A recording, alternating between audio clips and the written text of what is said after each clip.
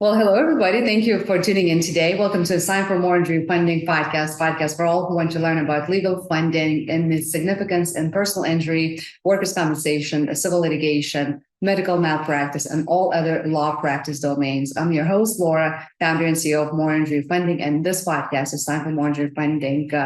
And we are counselors with passion for law, medicine, legal funding, and the heart for all suffering individuals. More Injury Funding is a sponsor, member, associate, or business partner of this podcast, Georgia Trial Lawyers Association, Academy of Truck Accident Attorneys, Sandy Springs Bar Association, Georgia Association of Paralegals, Atlanta Legal Aid Society, State Bar of Georgia, St. Andrew Rowing Club, and Georgia Hispanic Chamber of Commerce.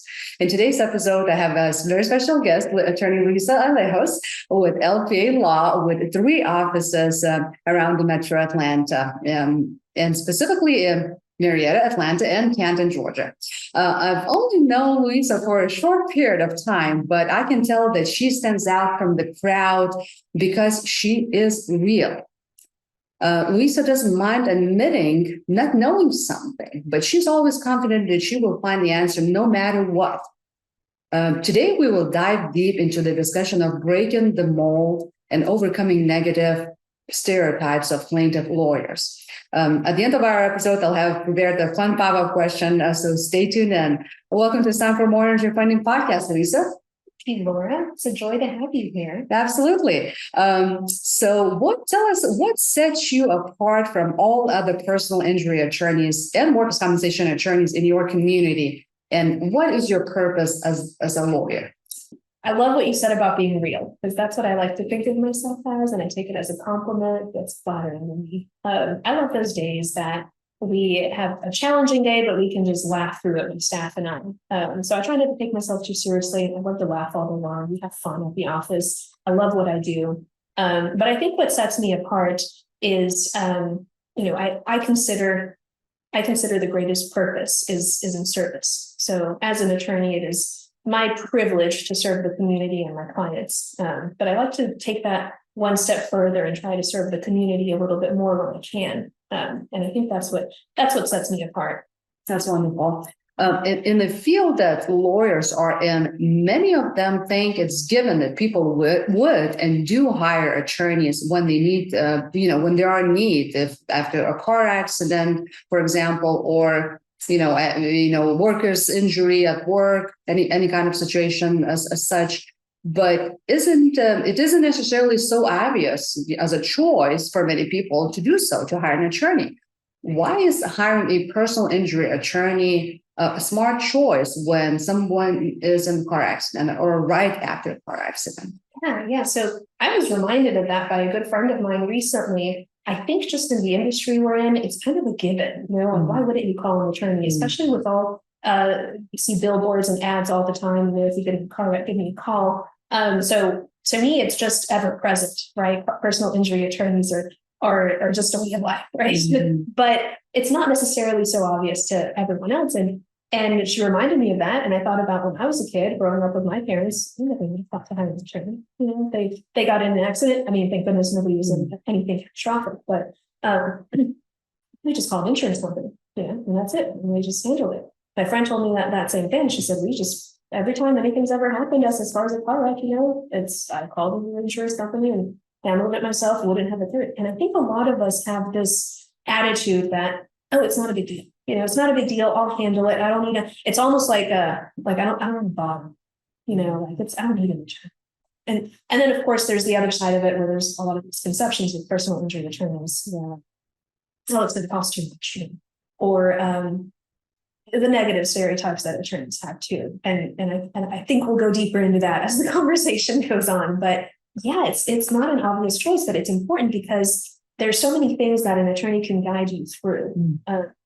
And even funding. Like this is it can be a very stressful time financially, a financial strain. Trying to, especially if you're injured, you're trying to get better, but you have to worry about finances. I mean, there's so many things that people don't think about, and they'll focus on. It's not a big deal. I'll be able to take care of it, and I see that a lot in my people as well. And I'm Spanish speaking people. I have a great many Spanish speaking clients. and there's a level of distrust, and there's also this like, oh wait, no, like I can handle this, you know, like that. Like I want to do things for myself. And of course that's not everyone, but I was reminded recently that it's absolutely not an obvious choice. And just because those billboards are out there, it doesn't occur to people sometimes that this is an option that they have. Absolutely. And Luisa, how do you help Hispanic clients? Do you speak Spanish? Do you have a Spanish speaking staff? Yes, I speak Spanish. I have a Spanish speaking staff. Everyone's bilingual. I also have many Portuguese speaking clients as well. Okay. I am almost there to where I can speak, Oh, but I can understand pretty much everything. that's amazing. Yeah. So we're going to Brazil and Portugal together for some nice caipirinhas soon. Yes. So attorneys always provide a unique and specialized service to their clients. How else do you personally and your firm extend your service mission?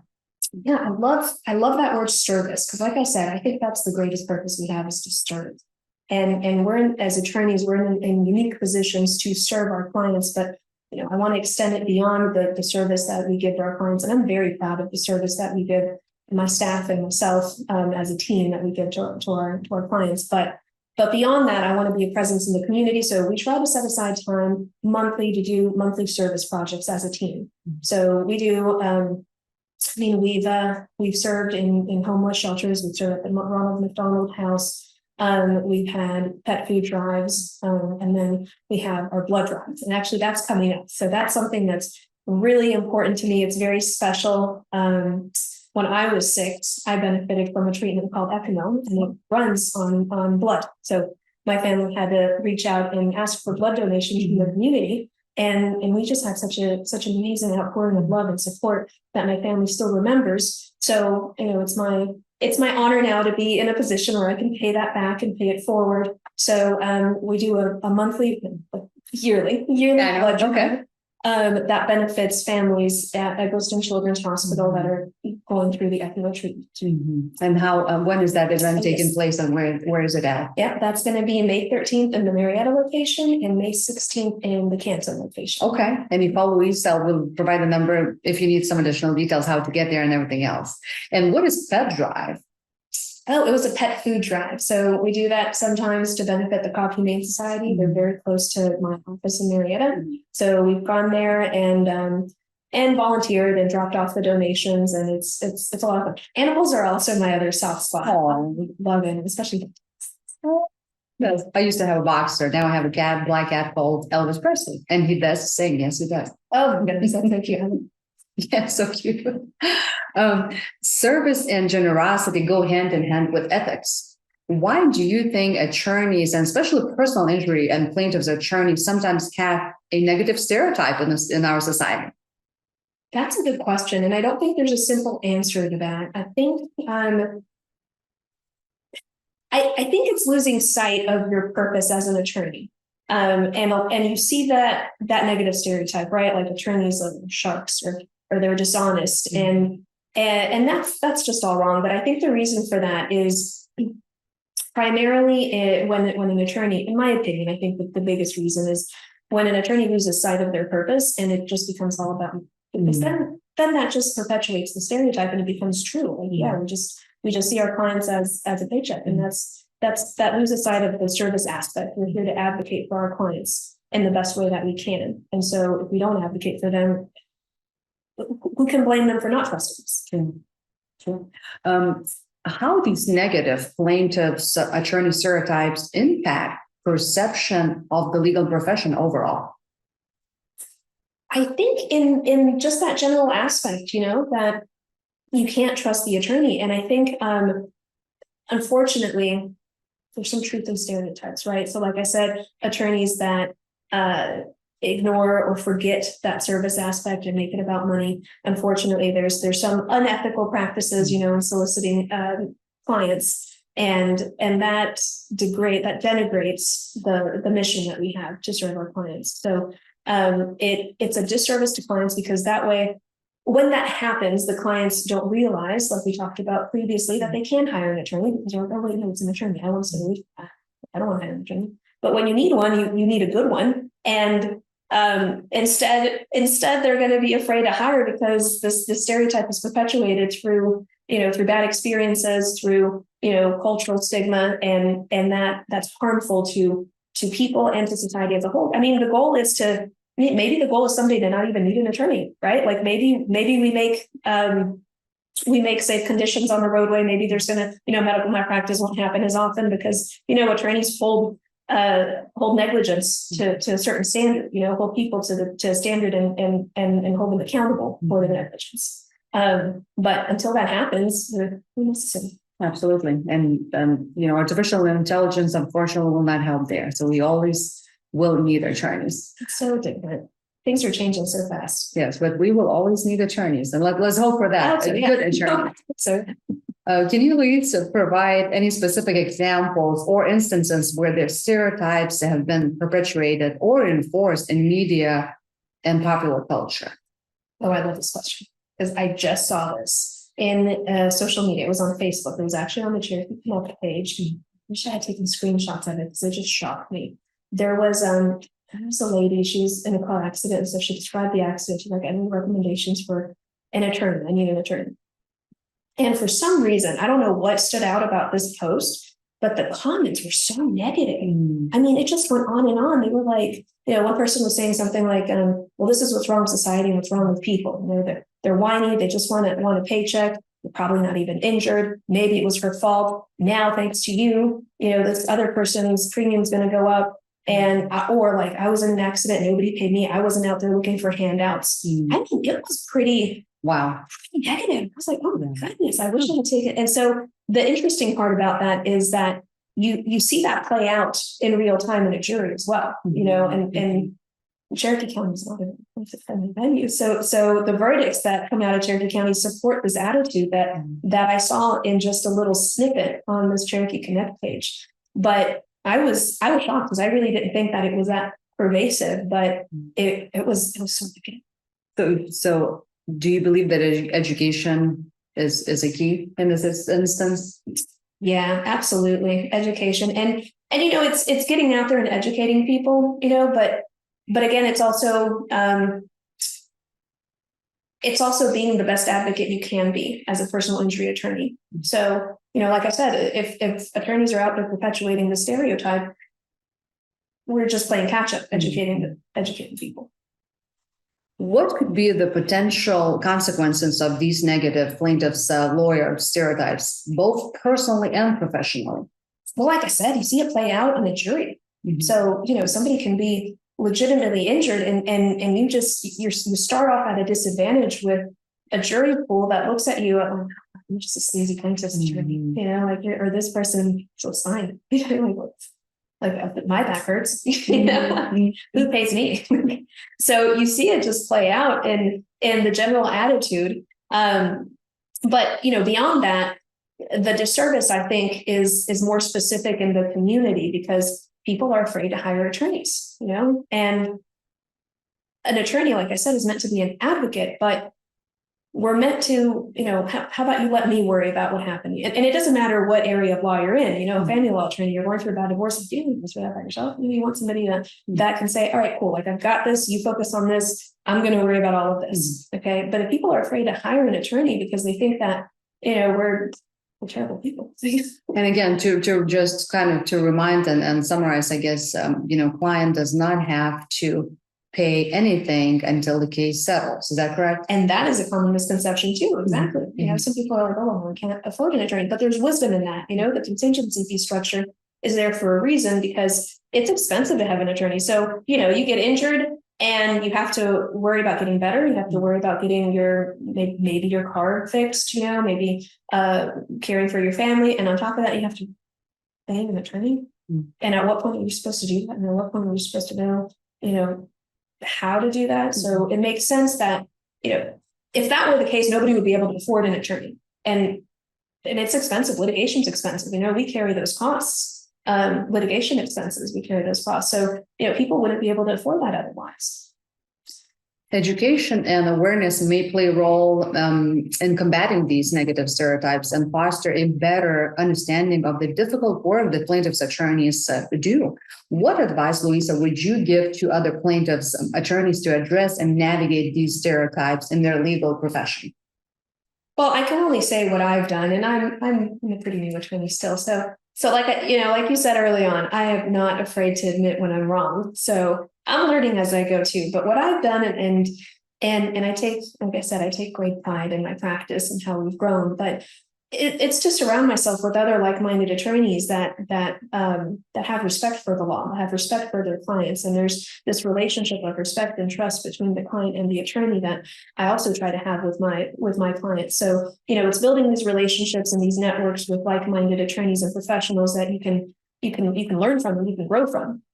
Beyond that, it's having these the ethical practices and being honest. I think that's so important because I think that's the stereotype is that attorneys are dishonest, and that's just so far from the truth. That's not true at all. I have a very low tolerance for dishonesty. Absolutely. Same here. And I work with attorneys on a daily basis, and I just meet amazing people, and I'm just learning so much from these amazing people. Truly some good-hearted people who do care about others. Getting back to our initial discussion about why it's so important to hire a personal injury attorney after a car accident, can you list some specific ways in which an attorney can help an injured person navigate the legal process following a car wreck? Yeah, sure. There's so much. I mean, even just explaining the process can go a long way. Even in my consultations, like, you don't have to hire me, but this is what you can expect, and this is what I can do for you, and you do what you want, or you can hire somebody else. But just understanding goes a long way. But what I see sometimes is when there's a question on liability, right? So we can help. Some people don't know that, oh, I'm just going to pay the traffic ticket. They don't understand that that's accepting that culpability, right? So that could work negatively in the future. Like maybe we need to litigate this, or maybe they actually weren't at fault for this accident. So there are certain things that an attorney can help navigate. Also, medical treatment. Also, maybe there's medical funding that's required, or maybe they have MedPay benefits that I don't know about. My friend actually said the same thing. She's like, oh, you know what? I don't know what that is, but I remember my insurance agency said he snuck that in, and she wouldn't have known to use it. She just, so it doesn't help you. You don't use it. So these are the things that an attorney can shed a little light on. Absolutely. From your personal experience, what are some common pitfalls that injured people may encounter when dealing with insurance companies on their own, and how can a personal injury attorney help overcome them? Well, I think the biggest one is just settling. It's just that simple, settling. I can't tell you how many clients have said, "Oh, I've used or I didn't use an attorney in the past, and I handled it myself, and they gave me a few thousand." I had one client actually that he said that the next day after the accident, an insurance adjuster arrived at his doorstep and gave him a check. And he signed the release of all his bodily injuries, and he was happy, right? But who knows how much happier he could have been. Yeah. Well, the point being is, again, it's not all about money, but the point being is, what do you need? How injured are you? A lot of the times, day two, you don't know what your injuries are. Maybe you didn't even have time to, consult your primary care physician. Maybe you didn't have time to, go to Earth. Maybe that was all in your plan, right? So even if it's not a broken bones, like horrible accident, that doesn't mean you're injured. And, people a few months later, or even years later, like, this has been bothering me ever since that accident. Right. But at the end, that all they got was a couple of thousand because they just settled too soon. And to that point, another, actually, this happens quite a bit too.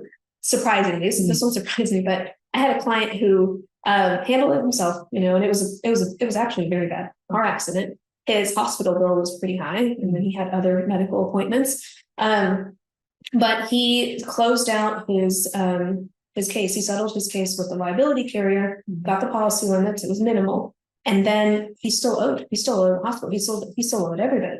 And so he didn't know. Somebody told him that, oh, hey, you've got UIM policy in your coverage. So you can ask them for compensation too, because this wasn't enough, and that's what it's for.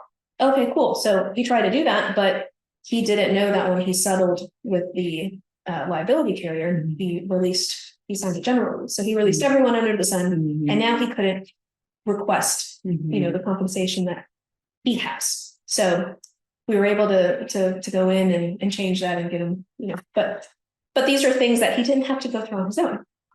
So hire an attorney if you, if you're involved in car wreck. What about workers' injuries? Construction site, injuries on the job, restaurants, trash pickup services, any type of services where people are at work. Yeah, How often do you see those injuries? Yeah, we see them quite a bit.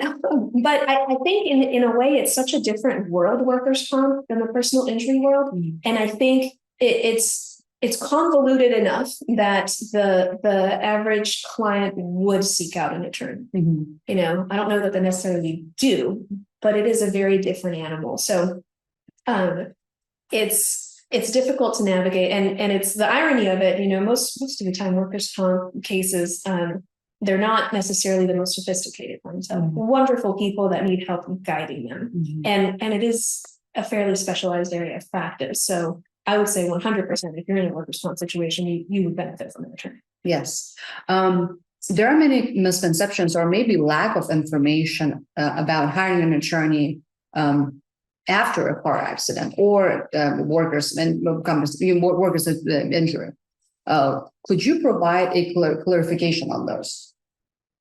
The misconceptions? Yes. Yeah, I think the main one being that, it's going to be too expensive. Right. I think that's the main one. Mm-hmm. So all of it is contingency fee based, the personal injury and as well as workers' comp. So like I said, it just makes sense that it would be that way, and it's structured that way. Another misconception, like we talked about, is, I can handle it by myself. Like why should I share with my attorney? Mm-hmm. They're just out there to make money.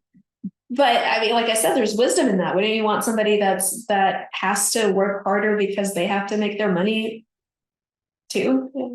So I think that's the biggest one, is the money aspect. I think it all boils down to money and misconception and money. Mm-hmm. Maybe you could highlight any specific legal rights or protections that personal injury attorney can help an injured person understand and assert following a car accident. Yeah, I think when you say legal rights, I think of my criminal defense days, and so like I said, maybe some people just like, I don't want to go to court, I don't want to fight this, I'm just going to pay it, right? And that could work against them in the future. So we can certainly explain that no, you have a right to go to court. You have a right to a trial. This is a constitutional right. So. A lot of people don't understand that, but beyond that is what we talked about MedPay or UIM benefits that you don't know that you have, or you don't know how to get. And then, when you go down the or UIM rabbit hole, how does it stack, and how much coverage is there? How much insurance does the other person have, or the at-fault person have? Is there umbrella coverage? So, things like this where early on it requires some detective work, and this is stuff that an average person wouldn't know or wouldn't even think to do. It takes time, education, resources, all of that and beyond. Luisa, can you share your insights on how personal injury attorney can help gather and present evidence to establish liability and demonstrate the full extent of an injured person's damages? Yeah, that's a very good question, because that goes back to what we were just talking about. Everything has to happen early on. That's why it's important to hire an attorney early on, because there's witnesses, there's witness statements that we can gather. Maybe we need an accident reconstructionist. I can't tell you how many times I've actually gone to the intersection of the accident and kind of like, okay, this is how it happened, and maybe snap some pictures because we didn't have pictures, or maybe the injured party doesn't know that, I really something as simple. I just had this happen actually. Yeah, something as simple as like, hey, I've been really dizzy since my car accident. It was a bad accident. Maybe you should talk to your doctor about seeing a neurologist. Maybe you have a concussion. Something as simple as just that suggestion. Which again, maybe the primary care physician didn't think that far ahead, or maybe she didn't say it, because a lot of the times we act tougher than we are. So something like that. That just an attorney can be a sounding board, like, hey, how are you feeling? What's going on? And it goes deeper than that to an emotional level as well. How's your family holding up? So it goes beyond the liability as well. But as far as liability, I think it's just so important to get these facts early on, requesting videos And it's not just the police report either, but yeah, request the police report, request those videos, get a 911 call. Sometimes people say crazy things on the 911 call. And sometimes it's harder to get retroactively, especially some of these videos. Witness statements being the most important one, because people forget. Time goes, time passes, and then you forget what you saw, what you said. So it's important to get these things early on if liability is contested. But accident reconstructionists are also like really cool tool, and just experts too as far as injuries, the extended injuries. But when it comes to liability, it's just established. Well, Luisa, will you walk us through the summary of basic steps to follow right after the car accident? What do we do first? Call 911. Okay. Call 911. Call your insurance company. Let them know what happened. Tell 911 what happened. If there's any injuries, like that's something that I hear all the time, because they're like, "Oh, I wasn't injured though, but I didn't feel like the day of I wasn't injured," and then it just sounds like you're just making stuff up, right? But no, like sometimes it's the next day. But I can guarantee if you were jolted, like you're going to feel it the next day. So even something as what somebody would consider, oh, it's just like a so don't assume that because you're not bleeding, you're not injured. So, establish that early on with the police officer. And, I'm like, oh, I'm dying. But like, I don't know, like I hit my head and feeling a little out of it, something as simple as that. But so many times, the police report will say like, no injuries reported, nobody was injured. And then the insurance company is like, yeah, but he wasn't injured. He wasn't injured. Like, no, that's not how that played out at all. What about taking pictures of my vehicle and the other vehicle if it was a car accident? I was in an accident and I didn't do that. Because I didn't, well, in my defense, I didn't want to get out of the car because I wasn't alive, and they told me not to do that. But my husband came out and I told him, take pictures of everything. But please take pictures. I mean, he took pictures from far away, so it wasn't like it wasn't what I would have taken. But pictures, yes, pictures are worth 1,000 words. Even a picture like in the hospital, sometimes you get placed in a neck brace and it's really uncomfortable. I've been in one. It's very, very uncomfortable. So pictures are very important. This is so great, Luisa. Thank you so much again. I think we're running out of time. Okay. Thank you again for everybody for watching and listening to our episode about breaking the mold and overcoming negative stereotypes of plaintiff's lawyers. This was very informative and educational. And as promised, I have one pop-up question for you, Lisa. You ready? Okay, let's do it. What is the most interesting or unique hobby or skill that you have outside of your professional life?